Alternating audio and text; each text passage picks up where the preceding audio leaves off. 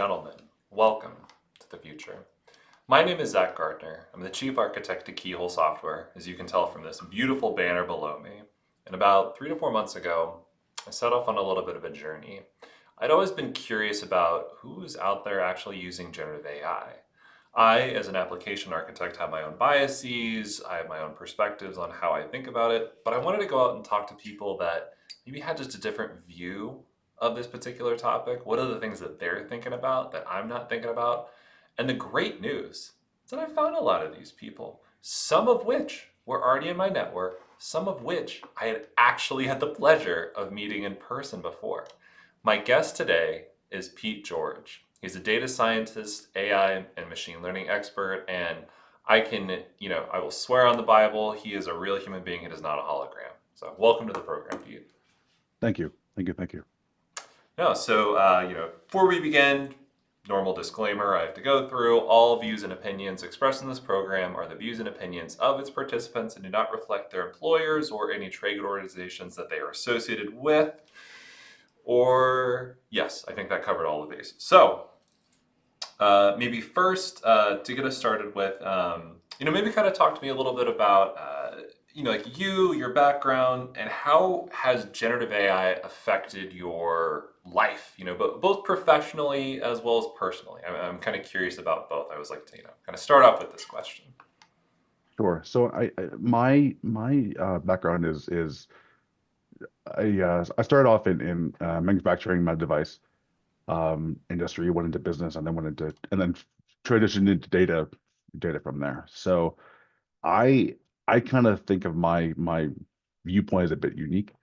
Mostly because I kind of look at data problems from a manufacturing lens. So how can we minimize variation, minimize defective variation, and while maximizing quality of our outputs, and also really try to maintain like efficiency through the entire process, the entire pipeline end to end. So it's not just a model. It's not just like you're solving a problem. It's like, well, what are each individual step? What's each individual kind of value add node that will then come. You have to build, you transform, you have to make inferences, whatever it is, and then you have to plug it back into the business so that you can all collectively use this new data product, this new data pipeline, um, and have value come. So I think when I think about generative AI, I think there's the models themselves and kind of the like concept. Um, it's not. I mean, there's kind of this black box, and everyone's kind of like, oh, it's this new shiny thing. But if you look at the actual math behind it, it's not insanely complicated. It's not like, I mean, it's very, very deep, very complex, but it's not the math behind it is not like crazy complicated. Um, and basically what the whole science behind it is, it's predicting the next word. It's becoming, or it has you have this ability, the machine, to generate an output, given whatever it is, or generate something that it hasn't been trained on, or whatever. And I really think that that's a good thing, honestly. But there's also very easily can take it out of context. There are things that these models are not good at doing, um, and really should not be doing. I think that there was a joke that was like, oh, AI is going to replace data scientists, it'll replace data analysts. Well, I don't necessarily agree with that, because the I mean, the business would then have to describe what it wants, and that's kind of just a joke in the industry. So I think that basically there's the idea that these things are going to generate something, and regardless of whether it's correct or not, it's going to give you an output, and it's going to give you an output that probably sounds accurate, sounds right, sounds very convincing, but it has no way of really truly knowing currently, in the current state of things, if that output is accurate or correct. So I think that then becomes the next kind of major hurdle. So have you heard about hallucinations and everything? So I think so. That's kind of piece number one. I mean, how do we, how can the industry and the world and everything rein in these hallucinations? Um, and you've heard of like the Galileo and the hallucination index.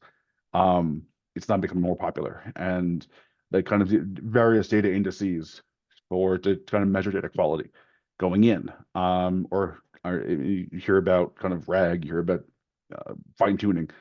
I think really trying to understand how these things function and then be able to bridge that gap. So that's something that I'm actively trying to do. Um, is trying to spread knowledge about these tools, these models that can really kind of um, that can really kind of really try to understand what these things can be used for, what these things can't be used for. So I think in my mind, how generative AI kind of changed day to day, I think it's become great just kind of writing a blog post or writing something like you can give it a very vague response. I'm sorry, a very vague question like, hey, what are 10 colors that you like or whatever. And it'll tell you what I mean, whatever. And whether you can change the temperature, change it to be deterministic or stochastic, how can we I like different levels of that and you can play with that and all that sort of stuff. But then the question really comes about how do we trust what the output actually is? And then how do we basically trust that this thing's not going to run off the rails in terms of cost? Um, because these tools are very expensive. They can be very expensive if left unchecked. So those are two ways that it kind of like I think about it. Um, and then it really kind of changed my day to day in terms of um, well, let's take a step back. So there's always kind of been this idea of the mystique and um, uh, kind of unknown, like kind of a crystal ball of data science and predictive analytics, statistics. Um, and it's always kind of been there. Um, I've had various discussions with folks that kind of ask me to explain certain things, and that's perfectly fine. I think it's going to create a lot of confusion around like what is the expectation around certain algorithms. Now you have generative AI that then kind of comes in and it creates a whole lot more confusion. Um, and so kind of I've kind of taken to my goal is to really kind of help companies, help folks spread knowledge to sift through that confusion to then say, okay, well, this is a good use case. This is a valid use case. You want to do this? Okay, well, these are the proper inputs that we'll need to have. And a proper architecture to be able to enable all of that.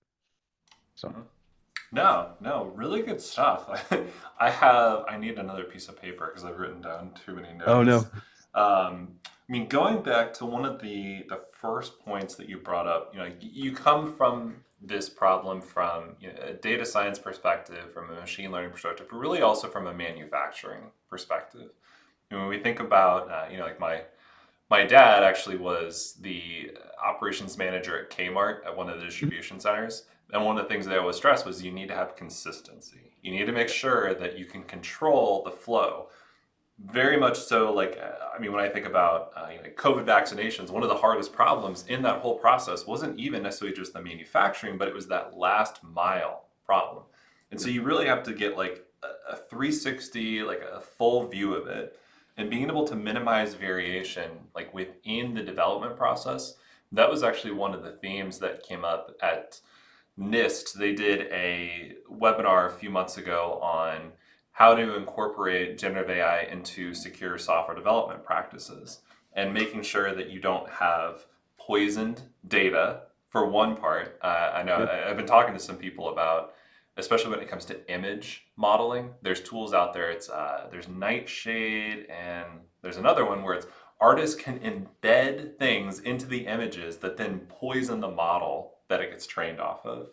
So, the ability to have very well controlled, well defined, well maintained processes throughout that whole thing. I think like MLOps is going to be sort of the next big thing. Maybe I'm going to have a whole webinar on yeah, MLOps of just, yeah.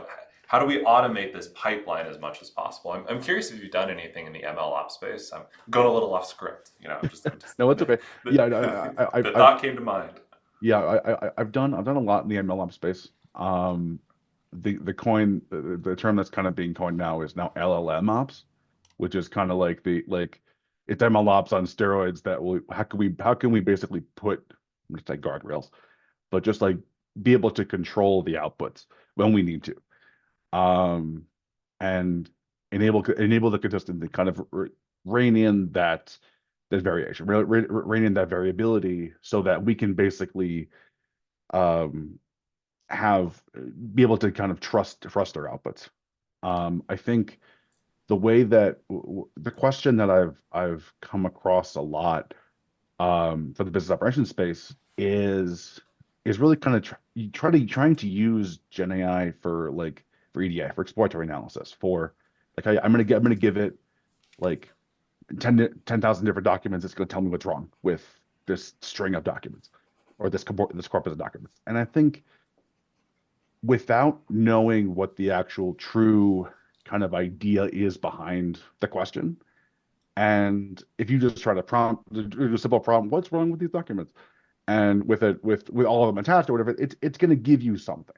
And I think unless you can truly kind of uh, structure that prompt in a very structured way to reduce the variability, to increase the predictability, and increase the consistency and the reproducibility of whatever you're giving it, whatever you're giving that model in terms of an input. I think that's really going to give you the best option. But I think, I mean, a lot of problems, especially now, especially the past 3 months or so, it's been very popular to basically give these models as an input, give them a kind of a very general, very opaque, very like kind of thing, and expect something Mhm. very granular back. And I think that's a very slippery slope because especially dealing with like proprietary data or dealing with like sensitive data or something where like you can't actually give it something that is uh you can give it a whole lot of data that hasn't seen before as part of the input, say with like RAG implementation. But trusting that output then becomes a whole nother ballgame. It's not like it's going to be super deterministic every time. There's things that you can do to help that, but I think that becomes that big next question. Mhm. And it's funny how little attention it seems that this part of the process is getting paid. Yep. Everyone likes to go to Chat GPT because it's Yeah. something you can talk to, it's Mhm. something you can type with, it's something that you can get some output out of. But there's a whole amount of just invisible work. It's the tip of the iceberg in terms Mhm. of the manufacturing, in terms of how do you train this thing effectively and how do you deploy it effectively. That's the real hard engineering part. I mean, Yep. granted, you have to have your model be able to learn and be able to, train as you go, get feedback. But the unsung heroes, sort of the offensive line, so to speak, I'm a Chiefs fan, by the way, so I probably by the time this is airing, we might have already won the Super Bowl. Well, I good hope I luck. didn't jinx anything. It's that invisible manufacturing component that doesn't get enough attention paid to it. When Elon was on Joe Rogan most recently, like that was one of the points that he made is sure, like the Cybertruck, it looks cool, but it is so hard to be able to create processes that reliably produce, and nobody makes movies about Right. people that produce the Ford Mustang. They only make the movies about the driver behind the Right. Ford Mustang. Right. So I've tried to get a little bit better appreciation for the unsung heroes Right. in our journey. Kind of on Elon's note, one of the things that came out, I think probably the day before we're recording this, was Neuralink. Being able to implant a chip into someone's head and not necessarily influence their consciousness, but be able to sort of react to their consciousness. I'm curious. You did make a comment that I did want to touch on about if these systems could ever truly achieve artificial general intelligence or like real consciousness. I'm curious if you have a strong opinion one way or the other, and I won't tell you what my opinion is first because I asked. I I asked the question. I get to hide Yeah. my opinion. so I think there's going to be I think there's two phases to that. I think we're talking about kind of like the risk of the singularity that everybody's been talking about for a while. Um, I don't I'm not totally sure that that's actually going to happen because there are theories out there that where like the purpose of like the idea of power is comes from like it's a social contract construct. Now these machines technically theoretically are not trained on a social construct. They're trained to do a task and then that's it. Well, of like what obviously asking the question of like, hey, what if they don't what if they realize that they don't have to do the task? And then start outsmarting us and all that. Yeah, in the whole Terminator and Matrix and all that jazz. It becomes a very science fiction-y very fast. I think that might potentially be a risk. I think the really the larger risk, and then honestly the more, I guess, short-term risk is how can we um how can humans as a society put uh, I guess make this a part of our lives. And I think that's and I'm not really talking about like through strictly governments or regulation uh or laws or whatever. I think there because all of that all that's going to play into this, but kind of the idea of um kind of artificial generalized intelligence, but being taking a look at that from an ethical lens. Like basically from like a like having ethical guardrails in place. Not necessarily saying like from like like from for legality, like how can you say some of this or whatever, but I'm not so talking about because all that's going to happen regardless, or not happen. But I think really the key to this is how do we look at this from an ethical lens? Like if we are the actual results of giving back, are they ethically sound? And I think that's really the biggest risk because if some of this stuff gets, I mean, you hear all the like every day a news feed drops about like the new deepfake or the new whatever, and like I think that's a really dangerous place to go down. I mean, yes, it's a deepfake and that's really upsetting, but like these things taken in the wrong context could do a lot of damage. And I think that's in the world of social media and this world, the world of like everybody being connected a whole lot more than we've been before. That's the big near-term risk, I think. Um, is how can we maintain the sense of like humanity and respect um and just kind of this elevated consciousness of like what it means to be human um when there's a giant risk out there. And then you bring in kind of the whole kind of quantum stuff that's happening, that's coming online, and that's a whole other risk that I'm not going to go into. But I think that's coupled with AI or Gen AI. I'm not going to say AI, but like with Gen AI, I think is there we're on the brink of a lot of different things that could be either be good or bad. I think we're on the brink of kind of at least one Pandora's box, like, or at least one genie lamp that you like that some people really want to rub and some people don't, because they see the risk but also see the benefits. So Mhm. it's a Yeah, very interesting time, I think, to be alive. yeah, I thoroughly enjoy it. I mean, on the quantum note, there are some. It's both a boon and a curse because like Yes. one of the issues that I've been talking with about people in this space as it relates to generative AI, how much computing power it takes to both train as well as to run the models is very non-trivial. I've tried to Mhm. run some of these models on my laptop and like it's not the best laptop in the world. I can run Minecraft at, like probably a few hundred FPS if I really wanted to. Like it's got some power behind it. But Yeah. even something like that, my machine is too outdated to run it. So if you think about, at scale, OpenAI's bill on Azure, it's in the neighborhood of like a few million a day. couple, and that's really just for the operation. The training Hmm. aspect of it, like it's just, it's really tough because these algorithms take a lot of parallel computing power.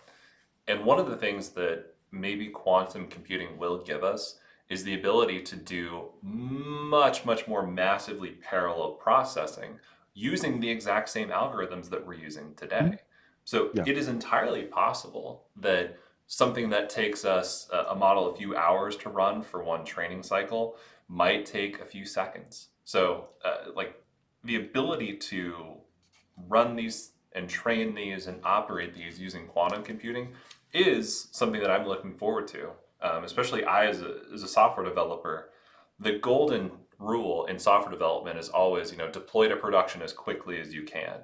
You should have multiple releases a day. That Facebook, does hundreds of releases every single day because Hmm. one of the reasons they do that is also to minimize risk. If you have changes that are constantly going out there, you're able to test things, you're able to iterate on these things. E-commerce does that all the time.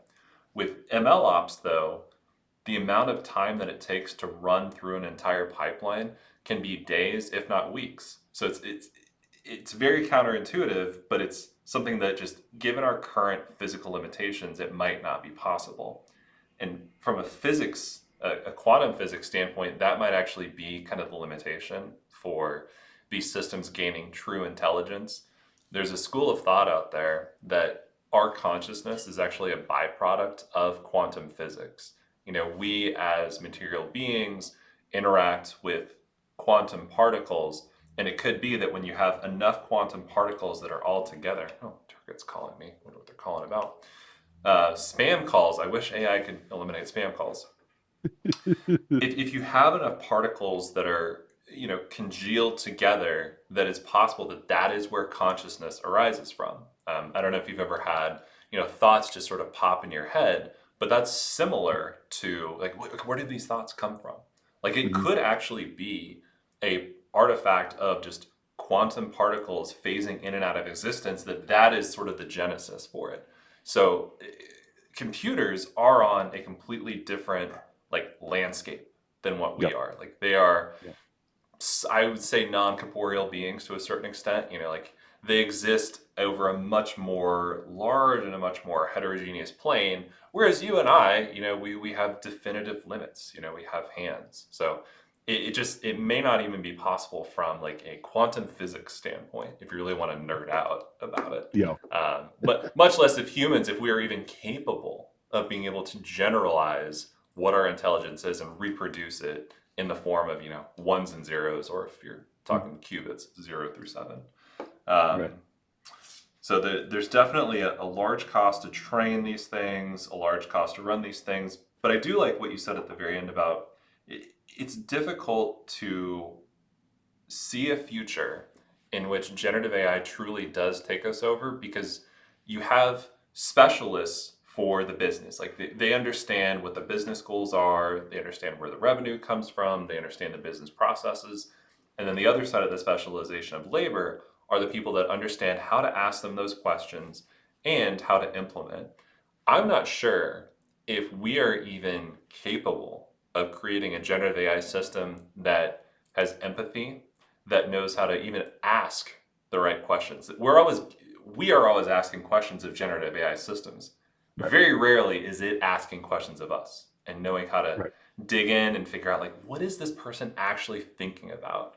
Um, so I'm curious, where have you seen generative AI maybe help in terms of like writing emails or Hmm. composing PowerPoints? Just curious your thoughts on like how do you see it being used as a tool and not a wholesale replacement for Right. carbon-based life forms such as you and I. So I think, I mean, I think the piece where it really comes into the most value, I mean, is kind of in that kind of the generative space. I mean, honestly, it's kind of it's a silly answer, but like, I mean, like, okay, so I want to write an email. I'll give it some parameters. I'll be like, hey, use a semi-professional tone that I want to do. I want to send this to my boss. I want to send this to my mom. I want to like, hey, I want to do these things. I want a certain tone. I want it to use like grammar like from maybe like a 10th grader if it's something or whatever the use may be. And it's really good at doing that. I mean, that's really where like I mean the whole ChatGPT thing that came online, it was like that was the main like, oh my God, we can generate stuff that like you can generate blog posts, you can write a book, you can do and there have been a million businesses founded on this idea that like, hey, I can just generate content given parameters. I think that's huge and that's super cool. That's just like from a creative standpoint, um, as long as like the artists can continue to like be able to expand on those parameters, which is, I mean, that's exactly what they're doing with like the poisoning the images. That's exactly what they're doing. It is not like it's not humans versus AI. It's like humans like are always going to be one step ahead because of that consciousness, I think. And that, or maybe that's just what I want to think.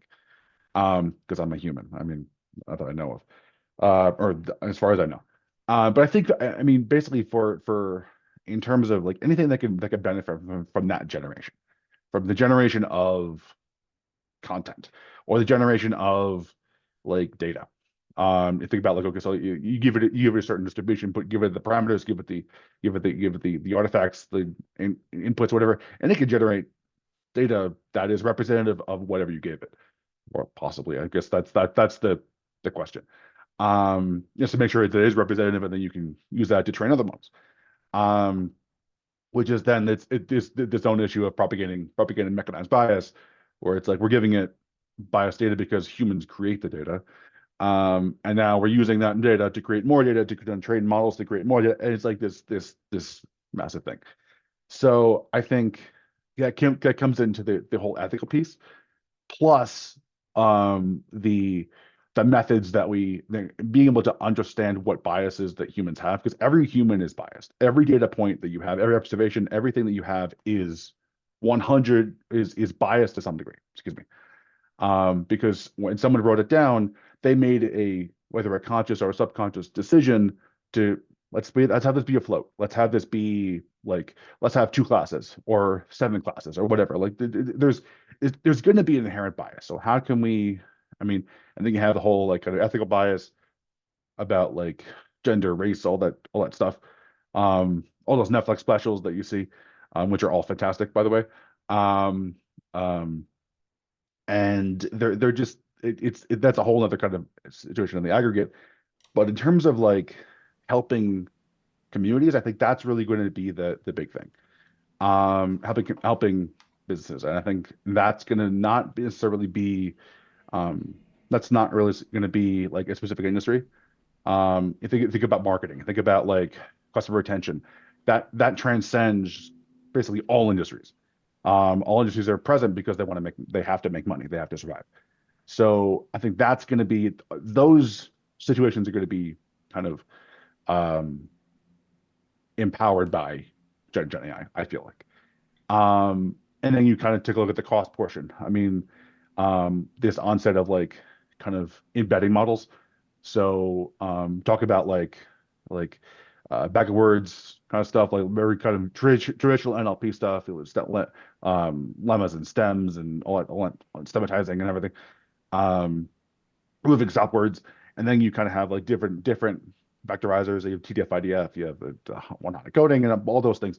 Traditional NLP, and then you throw in kind of dense vectors, and you throw in sparse vectors, and all these different options for like how can I best encode my inputs so that I can find relevant information. You talk about with the RAG scenario, find relevant information to then use to make my prompt better. So then we get back into this idea of being able to make the prompt better, make the prompt um, uh, more structured, and so that the response back is more deterministic, is reproducible over and over and over and over again. That's going to be, I think, that's going to be kind of one of the next frontiers. Better so that we can basically make try to be able to trust our outputs more. So that can be going to data quality. That can be like, I mean, transactional data quality, holistic data quality. Um, I mean, I think in terms of, and I'll take a step back in a second, but like data quality of everything, and then making sure that like our encodings are our encodings, our embeddings, our vectorizations are the best that they could be, given whatever's out there at that point, and then thus kind of utilizing, say, a better model or a smaller model or a model that is structured in such a way, fine-tuned to a to the actual use case. I think that's really where we're going in terms of like the next steps of this pipeline, generally, and then kind of utilizing the outputs, and that just becomes MLOps at the end. Um, Got to go from LLM ops to MLOps, back to MLOps, to then wrap it back to the business, and you put a bow on it, you're good. I think in terms of I find it really interesting. I mean, the data model and data modeling was huge like 10 years ago or Mhm. so, 10, 15 years ago. And it was like everybody had to go into like, do a data model, we need a ordinal form, whatever it is, whatever we're trying to do, and then kind of um, make sure that we have like data quality. I mean, you look in like the 80s and 90s, and system architects were like hired to basically build out the entire data infrastructure based on use cases. And that took a lot of time. I mean, there's a reason why it happened, because it was like, all right, so, but it wasn't insanely scalable, but it was, it fit the need of whatever happened, or whatever needed for. Now you throw in the data warehouse, you throw in cloud, you throw in like everything. So computes become, I guess, respectively less expensive. Storage has become a lot less expensive, respectively. So it becomes a lot easier to just throw stuff in a bucket and not look at it. Like being a lot of there was a statistic that like, I mean, a lot of large companies, I forgot the exact percentage, I apologize, but it was that the vast percentage of companies didn't know what they housed in their data, and like what data they actually had. And like the vast majority of, like, I'm talking like 80-90% of the data was never even actually used at these companies. So it becomes really easy to then kind of throw it in a box and not look at it. And it collects dust, and then you're like, oh, why am I paying this massive bill? I think that's really the big thing. And so how do we make that kind of cheaper, more cost effective, and more refined, so that we can use like our existing data that at the company level, either transactional level or anything else. We can then structure that in a way that we can best use that, throw it into the models as an input, and then be able to trust these outputs. So I think from a beneficial standpoint, I think that's where I see this going. Where we're going to kind of go back to like the data quality, data model solution. You see like the pendulum swinging that way again, which makes me, I love it, because it's adding structure and rigor to like the process. So we can quantify our inputs and make sure that we have quality inputs, so we can make sure we have quality outputs. Um, and then I don't think there's going to be like a particular industry that's going to be disrupted more than anything else. I think all industries are going to be disrupted regardless, because we're already seeing that. Um, Half the people out there are on their heads, because they're like, "Oh my God, AI is going to take us over." You walk down the street and then everyone's talking about it. But I don't think that's going to happen. I think there's going to be this idea that like it's going to be a tool. It's another tool that is going to force us to adapt and change. And we've seen this countless times throughout history, where the folks that don't adapt, or the companies that don't adapt, the industries that don't adapt, it's going to be this constant wheel of making yourself better and making humanity better, making like society better. And I think that's the big crux. And I think as long as many people can adapt as possible, they're not going to be disrupted as much, because they're adapting. But I don't think it's going to be. I mean, probably um, governments are probably going to be more disrupted than not, because they not only have to um, use this and secure it, but they also have to make the guardrails and laws and the regulations to be able to use all of this ethically. So it's kind of a twofold. But I don't think it's going to be. We're not going belly up due to Mhm. this. Hopefully. No, that is an excellent way to summarize the conversation. I couldn't have done it better myself.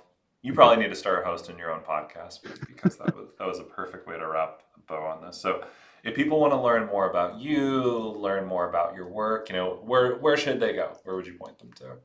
You can find me on LinkedIn. Um, I'll give you a QR code. Hmm. But right now it's on LinkedIn.com, and then my little I guess tag is Peter hyphen George. So find me, friend me, follow me, whatever.